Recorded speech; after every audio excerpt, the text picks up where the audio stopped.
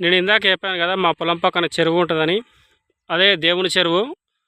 వాడుకలో మాత్రం దేవర చెరువు అంటారు. ఇదే అది. పక్షులు చూడండి ఎంత బాగున్నాయి అక్కడ.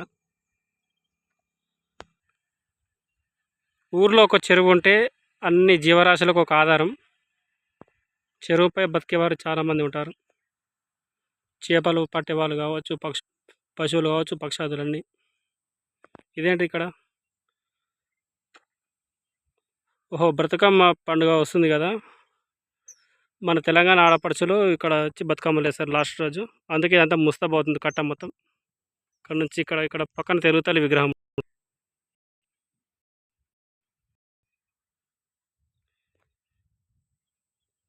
చాలా అందమైన చెరువు. ఎప్పుడు నిండు కుండలా మొత్తం వాటర్ ఉంటాయి చెరువులో.